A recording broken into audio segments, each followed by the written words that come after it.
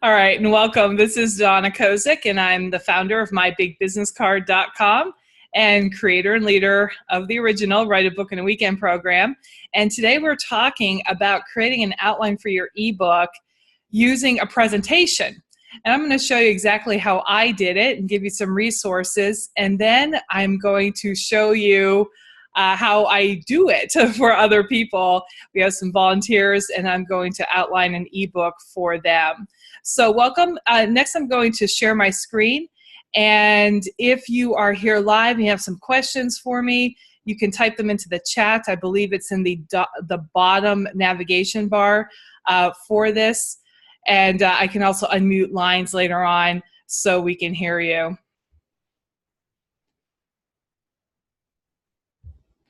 All right, so we're going to start with this PowerPoint presentation about outlining your ebook, and I'm actually going to hide our pictures of ourselves, and so we can focus here on the slides. So again, this is Donna Kozik, and I'm from eBook Weekend. I'm also the founder of MyBigBusinessCard.com and the creator and leader of Write a Book in a Weekend, the original fast book writing program. This is a photo of some of my graduates. I know they're kind of tough to see. It's kind of small. That's a little bit about who I am. I've been doing Write a Book in a Weekend for 10 years. And lately I've been expanding my own message, or my message umbrella. And what I've been doing is showing people how to get their message out, not only through books, but also through ebooks and through speaking. And my whole idea behind that is to expand the ways that you can get your message out, and then also supply you with a megaphone and a way to give out samples of your message, maybe through 2-minute videos or smaller ebooks or checklists that you give out on your website. And most of all, empower you to feel better and better about how you're doing it, and give you confidence to go out there and do it. So today we're talking about ebooks, and I'm going to use this as the basis for our discussion. It's actually an ebook that I put together in less than a week, and I did most of the heavy lifting over the weekend. So it is an ebook that I wrote in a weekend. And it was about TED Talks. And this came from one of the most popular talks that I did for my audience. And it was so popular, I knew that it would make a great Kindle ebook as well. And so later I'm going to walk you through the process of how I turned a presentation on TED Talks into this Kindle ebook and did it in less than a week. I want to talk a little bit about 5 things to consider when choosing the right topic for yourself. If I make this a little bit smaller, this will be a little bit bigger. So one of the things that you want to think about is your purpose. And I always say this to my authors, whether it's during Write a Book in a Weekend or my private clients, is why are you writing this book? And so that is something that you want to think about from the very beginning, even if you have your topic in mind of what you're already going to write about. And what I want you to do is, when you're thinking about your purpose, is how will this book fit into your life? How will it attract clients for you? Or how will it get your message out? And it doesn't have to be grandiose and like, oh, you know, I want to get this book in front of hundreds of thousands of people, or anything like that. But you know, you want to have a purpose or a drive behind it, so there's something beyond just getting the book complete all by itself. You also want to be thinking about your reader. Who will be reading the book, or who is your target audience for the book? And generally, it's the best way to think about that is think about one person that you're writing to. It makes it a lot easier, and it also gives your writing that conversational tone and flow to it. So real people, you sound like a real person who's talking to a real person. Reading a book, when you think about it, is just a very intimate experience. We're usually quiet when we're doing it, and the author's words are going right into our mind.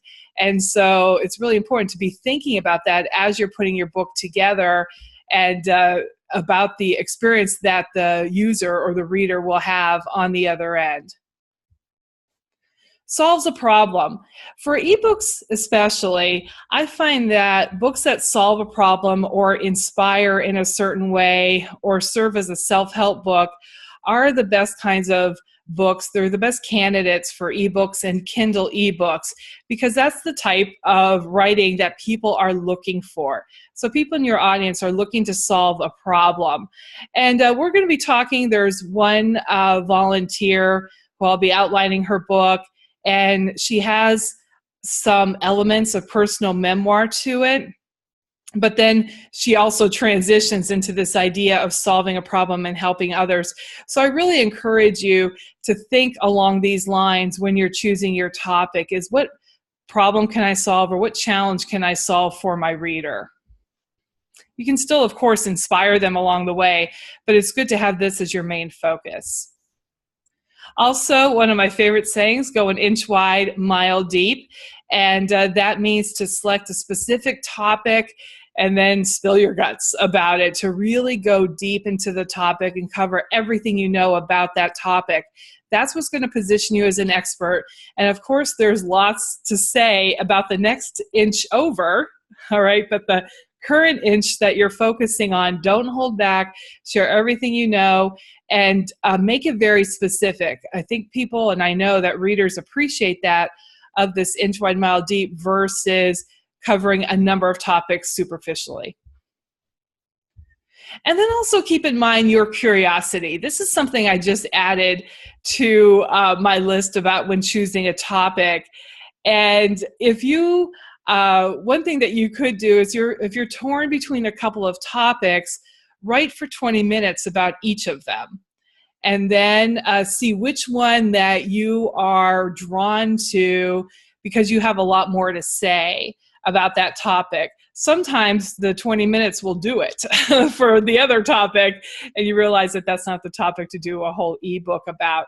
So you want to have this curiosity even to find out more yourself.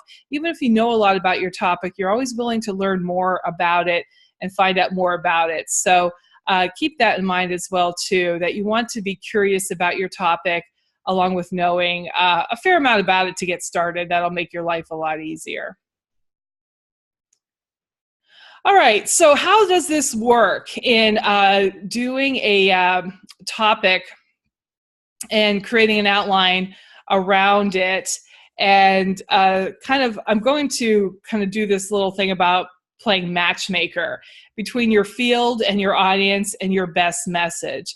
So just kind of bear with me. And this is especially for people who might not be centered on a topic yet or might not have any idea of what they want to write about. So first of all, you want to identify the field. You know what that is.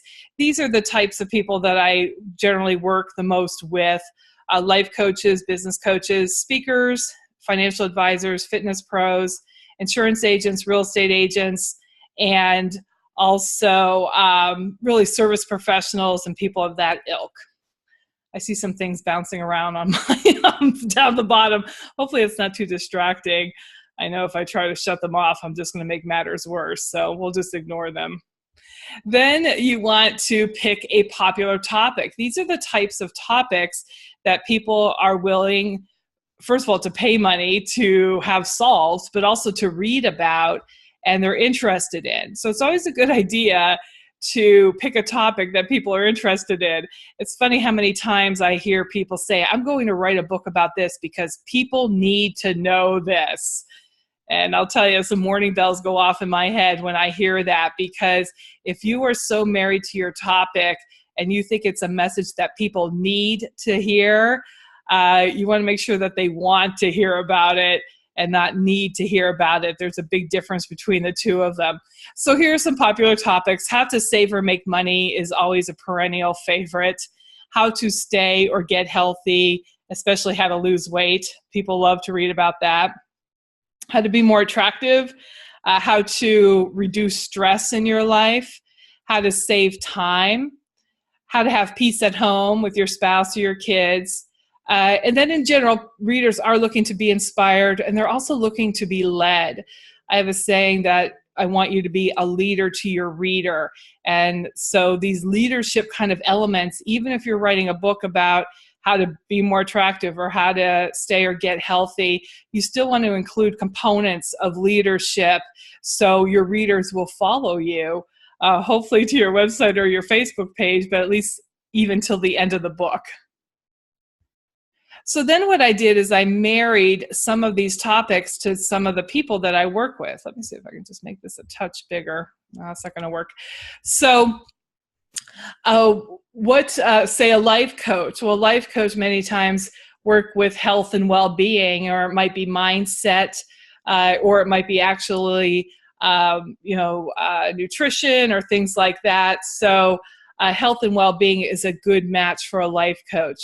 Business coach, writing an ebook about leadership or marketing is a good idea. Those are good topics that business people are always looking for. Management would be another one. Speakers are great to write about motivation or inspiration to achieve. Speakers look to motivate, and so having a whole book of motivation about your topic of specialty, your specialty topic, is a good way to go. Financial advisors, easy fit to saving money and also having less stress, especially around tax time.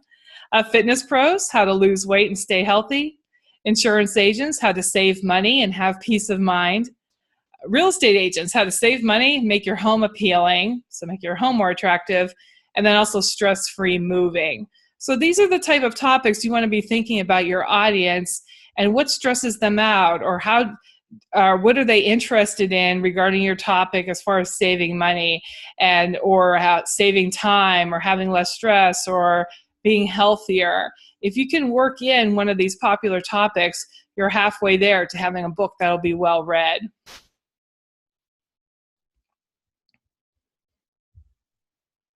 All right, and then if you have these topics, how do you make your book different than other books that are out there? Well, that's your bio, who you are. Can't change that, wouldn't want to. So you want to describe who you are and how you got to where you are today and how it relates to the topic at hand. And that is what will make this book different. Also, what I call your special sauce. Do you have a certain process or a certain belief or a certain way of approaching things that makes your book and your message different than other books? Or maybe something happened to you. Your experience could be your special sauce. So there's something different about you, and that's also one of the things that you want to bring out in your ebook. And then also just keep in mind the fact that you wrote an ebook is really helpful. Most people don't. And so just by doing it when most people are sitting on the couch this weekend is a good thing. So give yourself a pat on the back for that. Okay, I'm going to talk again. I'm going to delve into a little bit more about how I did this and turned an outline and a presentation into an ebook. Before I do, let me check to see if there's anything in chat, if anybody has any questions. I don't see anything. If anybody even wants to say hello in chat, that would be helpful so I can make sure it's working.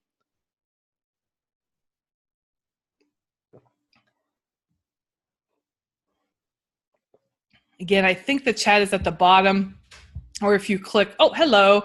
Hi, Janine. Oh, glad to have you here, Janine. And hello from Daphne as well. Excellent. Thank you both.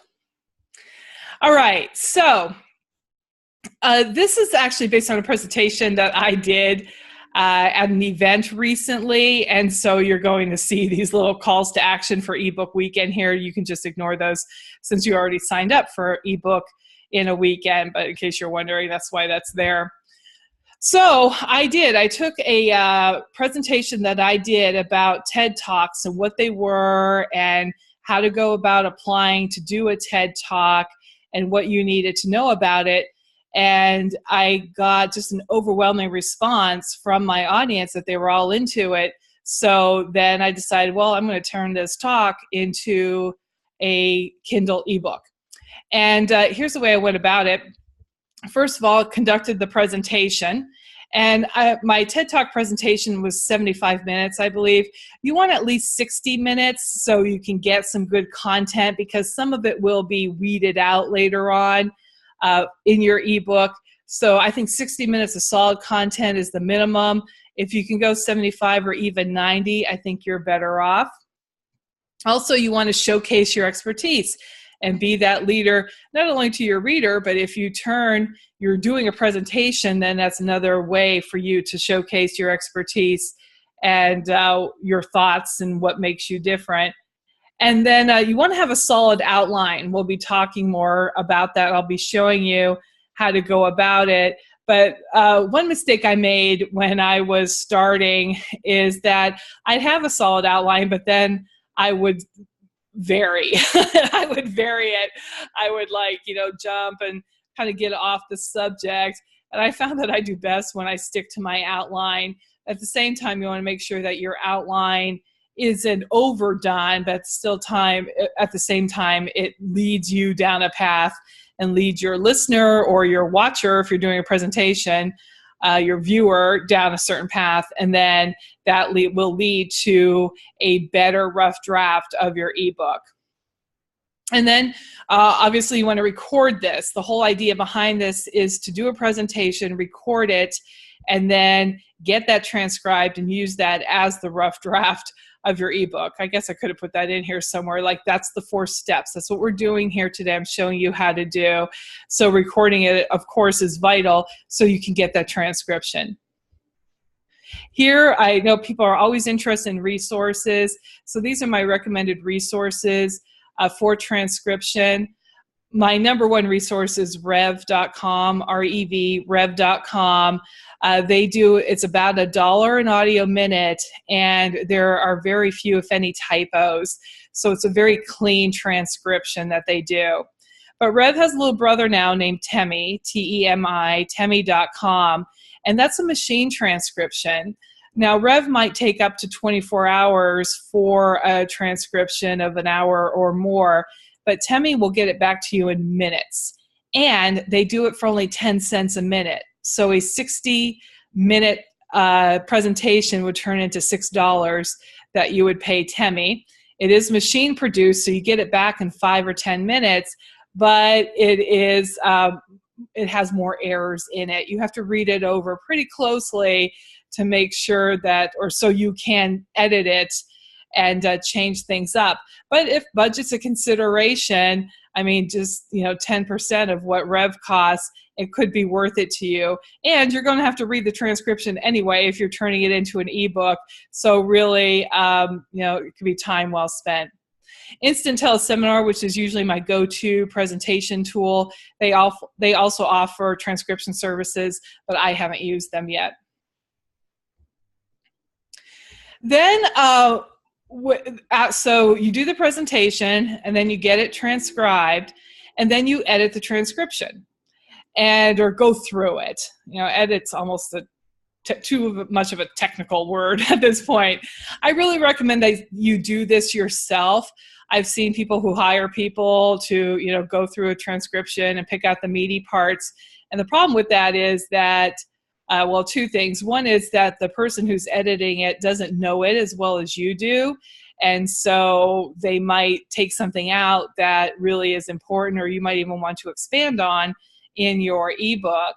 And then also, sometimes if you have somebody else do it, you start to create some distance between yourself and your ebook project and the manuscript. And that's why I recommend that you do it yourself.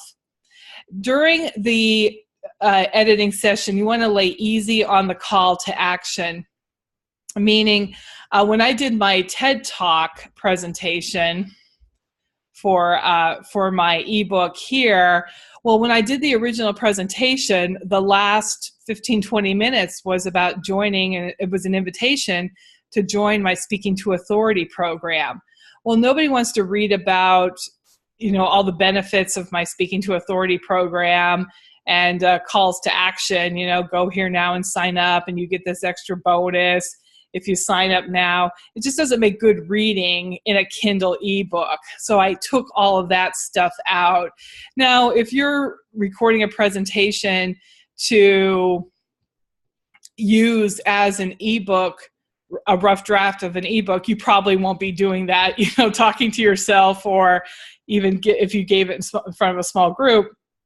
You might not have a 15 or 20-minute call to action period or invitation period like I did, so it might not be that much editing for you. But the point I want to make here is that Kindle ebooks or ebooks in general, I find it best to keep the what I call the calls to action, or the the invitation for people to go and get a free audio or even buy a course or something like that, to keep them in the front of the book, almost like a sales page in the front of the book. I call it your call to action page, or within the book to do it rather subtly, where it's like, well, when I coach my clients, this is what I recommend they do. So you're dropping in some hints that that you're a coach and you have clients, but you're not saying, go and hire me right now. All right, so hopefully that makes sense. If not, you can ask me about it. And then keep it quick. This is a part where editing a transcript, people can get rather wigged out and really let it bother them about, really kind of become perfectionists over this. And you don't want to do that. And it's just taking the words there and putting them more in book fashion. I just saw this. Maybe this will make it a little touch bigger for you. Whoa, there we go. So maybe too big. I don't know. We'll see. So by keeping it quick, I mean, you might even want to let the reader know that this book was based on a transcription. That's what I did with my TED Talks book. Instead of changing it so it didn't sound like I was saying it, I just put at the top that this content is based on, or comes from a transcription of a presentation that I did. So I just told the reader right off the bat it was from a transcription, and that way they're not like, what is this? Why doesn't this exactly read like a book normally would? And that allowed me to keep it quick and get it done fast. I find that you can get away with a lot if you just tell people that you're doing it. Let's see, we have a question or something. Good question from Janine. So would it be better to advertise an online course in front of the book instead of in the back of the book? And when you say front, do you mean the intro? Okay, good question, Janine. So what I mean is, yes, it'd be better to, actually, I put this call to action page in the front of the book and the back of the book. But what I mean is, like, throughout the book, I'll be saying, if you join my online course, you will find out this, this, and this. I just find that annoying when I read it in books. And so I think other people would as well. But at the same time, you could do subtle references, or even invite people to go to your website or your Facebook page to see videos that you might post. That's okay if they're, to get more information, and then they might have more of a connection with you and like your Facebook page or opt into your list that way, but just not to make it page after page after page where it's so blatant. I think you had another question here. Oh, when I say front, do I mean intro? So yes, when I say front of the book, I actually mean, like, I know we're talking about ebooks, but like within the first page or two where you would have that call to action page. Good question. So then after I did the edit of my transcription, then all you do is add the title, the call to action page I've been talking about, some testimonials. They can be about you and how great you are, endorsements of you from clients. They don't have to be about the book itself. And then the copyright information, table of contents, a list of what's inside, and then any bonus information. In my TED Talk book, I added when I edited the transcription, I ended up with about 5,000 words, and I wanted a few more for this book. So what I did, this is my perfectionism showing, copyright showing through. I can't stand things like that mistakes that I made, so I have to fix them on the fly. So then I said, this isn't quite long enough. So I added a special report of another 1,300 words in the back about how to turn your presentation into a book, which is basically what I'm telling you today, how to do it. So I wrote that first instead of doing a presentation. It took me about 90 minutes, and then I tacked that on to the back of my TED book almost as a bonus. That's up to you though. You don't have to offer bonus information. I just did. Then all you want to do is read through it, design a cover, and then turn it over to a designer or not. And what I mean by the cover design, I'm actually going to show you during the weekend how you can design your own cover for an ebook using canva.com. And what I mean about the designer is that I hired somebody from Upwork to do my formatting for a Kindle ebook. There are people that you could go to on Fiverr who will do it for you. And Amazon even has a way that you can upload a Word document and they'll do it for you.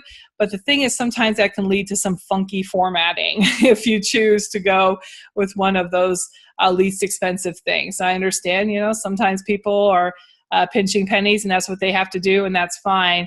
But this is one area that I'd probably turn it over to a professional to have it done, and that's what I did. Then it's simply uploading it to Amazon, updating your Author Central page, which is your profile page on Amazon, and then go ahead and promoting it. All right, so that is how that works. I'm actually going to walk you through this process again a little bit more specifically about how I did my TED Talk book, and then answer any questions you have, and then we're going to do some outlining, more specific about the outlining, and outline some books from some volunteers. Here's another thing I can't stand. You guys are getting all my secrets. So I put a period there so that goes away. So so first thing you do, choose the topic. I told you how TED was so popular. My audience was just gaga over it. So that's why I chose my topic. And then create the PowerPoint presentation that leads to the transcript. So that PowerPoint included about me, which turns into about the author, about you, which turns in about the reader, and both of those could go in a type of introduction. Then I defined TED and what it was, and then I talked about what it takes to be chosen to give a TED Talk. So that's basically the outline of my presentation. And this is in red because this is what we're going to be doing today in just a few minutes. Then record the presentation. I did it for several hundred people that signed up to hear it, but you could do it for your cat. It doesn't matter about that.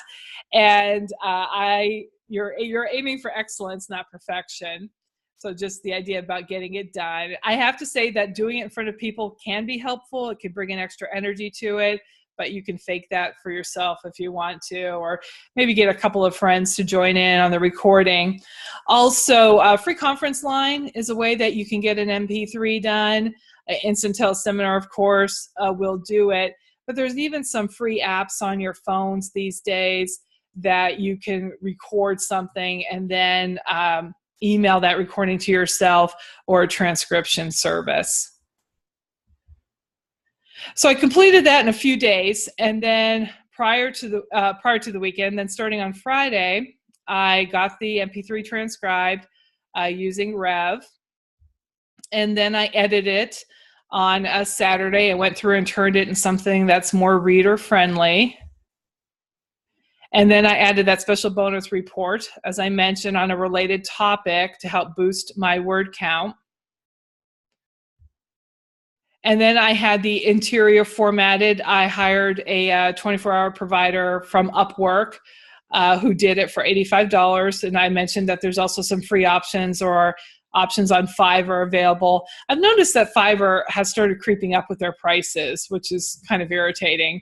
It used to be $5 for any gig, but now it's, it could be $40 or something depending on what they'll do for you. But I guess good for the providers, good for them.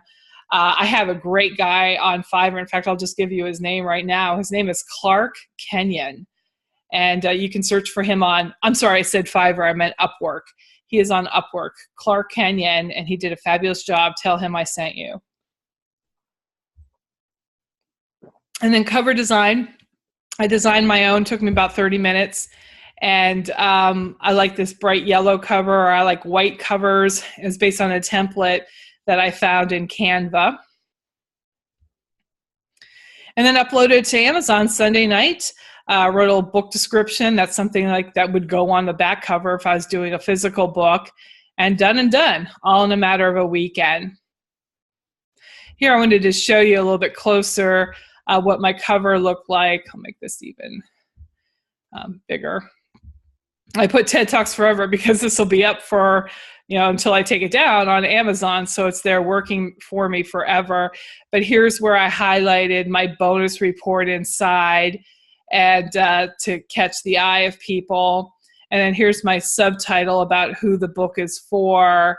And then I put down here, not associated with the TED organization, thinking just in case, they didn't like me doing this, I just put right on the cover that I'm not associated with them, and we'll see what happens. What else was I going to say?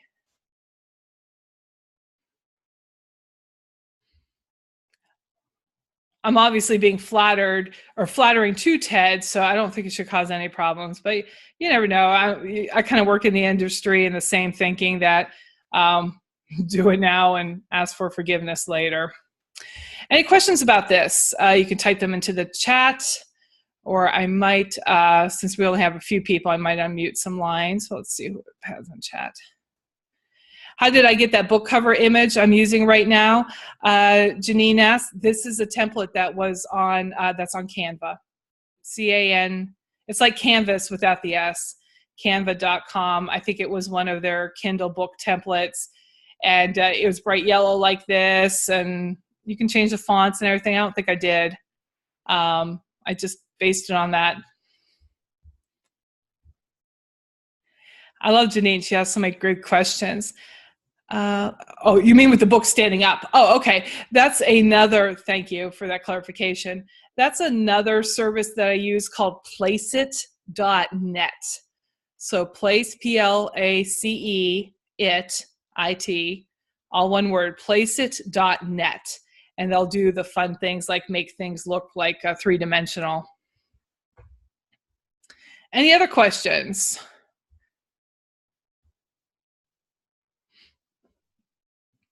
I'll stop share for a second and we can see here. And let's see here. Oh yeah, I'm just going to go ahead and unmute all the people who are here. It's just 3 of us or 4 of us, and see if you have any questions. So hi to Janine. Hello. Hi. And Doria. Hello again, Doria. Hi.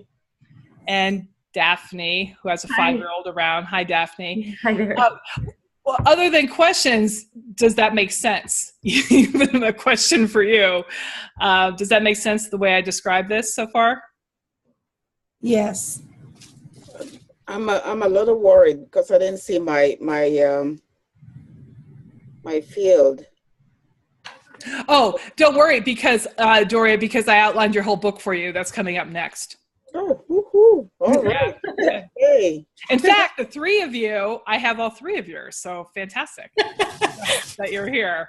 All right, so let's move on with it. I'll go on to that. And in fact, I'm going to start a new recording for that so I can separate the 2 presentations. So I'm just going to end this recording and then I'll start a new one. So again, this is Donna Kosick. I'm the founder of MyBigBusinessCard.com. I've been showing you how to turn a presentation into an ebook. If you're interested in hearing more about that, you can check out ebookweekend.com.